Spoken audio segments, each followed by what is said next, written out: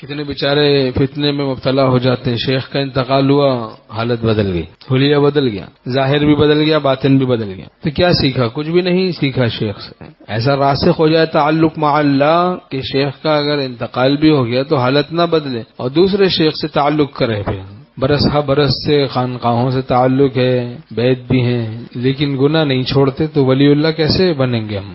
ولایت کے لیے شرط تو تقوی ہے، ولایت کی اور اللہ کی دوستی کی شرط تقوی ہے۔ ان اولیاؤہ الا المتقون، اللہ کے دوست صرف متقین ہیں، گناہوں سے بچنے والے اللہ کے دوست۔ حضرت مولانا ابرار الحق صاحب رحمۃ اللہ علیہ فرماتے تھے شیخ اول کے بعد جن لوگوں نے شیخ ثانی نہیں کیا وہ مصلح تو کیا صالح بھی نہ رہے، وہ مصلح تو کیا رہتے وہ صالح بھی نہ رہے۔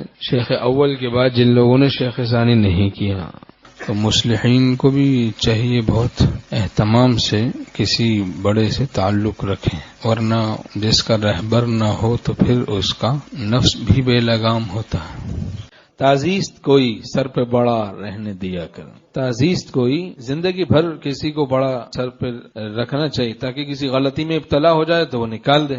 اور جس نے شیخ اول ہی نہیں کیا تو ہمارے شیخ رحمۃ اللہ علیہ فرماتے تھے جس کا کوئی پیر نہیں ہوتا تو بعض اوقات پھر نفس اس کا پیر بن جاتا ہے، جو کسی اللہ والے سے تعلق نہیں کرتا اصلاح کا تو پھر اس کا نفس پیر بن جاتا ہے، وہ اس کو گمراہ کرتا ہے، جیسے شیطان کو گمراہ کیا اس کے نفس نے۔ تو اہل اللہ سے تعلق انسان کرتا ہے تو اس کی بڑی برکات ہوتی ہیں، بہت سی نفسانیت کا ظہور ہو جاتا ہے اس پر، اور بہت سی نفسانیت کا ظہور نہیں ہو رہا ہوتا تو شیخ اس کو ظاہر کر دیتا ہے۔ بعض اوقات کسی غلطی میں مبتلا ہو چکتا ہے یا ہو رہا ہوتا ہے تو پھر وہ ظاہر کر دیتا ہے بھائی یہ نفسانیت ہے، یا رجوع کرتا ہے شیخ سے بتاتا ہے تو شیخ اس پر ظاہر کر دیتا ہے بھائی یہ ٹھیک نہیں، یہ چیز تمہیں مبتلا کر دے گی گناہ میں۔ نفس میں ہوا بھرنے والے تو بہت ملتے ہیں آج کل، ہوا نکالنے والے بہت کم ہیں، جو ہوا نکالنے والے نفس کی ان سے ہم لوگ بھاگتے ہیں، کہتے ہیں کہ وہ ذلیل کر دیں گے۔ اتنا معزز رہے گا تو پھر ولی اللہ کیسے بنے گا؟ اتنا طالب عزت رہے گا تو پھر رب العزت کو کیسے پائے گا؟ ہاں مجھے مثل کیمیا خاک میں تو ملائے جا، شان میری گھٹائے جا، رتبہ میرا بڑھائے جا۔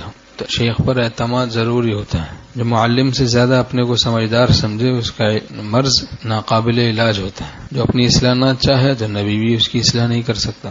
بعض لوگ اپنی خلافت کے بھروسے شیخ ثانی سے تعلق نہیں کرتے، دیکھا جاتا ہے کہ تعلق مع اللہ کمزور ہونا شروع ہو جاتا ہے، تو اس لیے بھائی تواضع کا طریقہ ہمارے بزرگوں نے سکھایا، چاہے شیخ نے خلافت کیوں نہ دے دی ہو، پھر بھی کسی اللہ والے سے تعلق کرو، تمہیں مفت میں ترقی تعلق مع اللہ کی دولت ملنا شروع ہو جائے گی، اور اگر کبھی غلطی میں پھنسو گے تو وہ شیخ نکال دے گا اور اس سے رجوع رہو گے، بہت سے فتنوں سے بچے رہو گے۔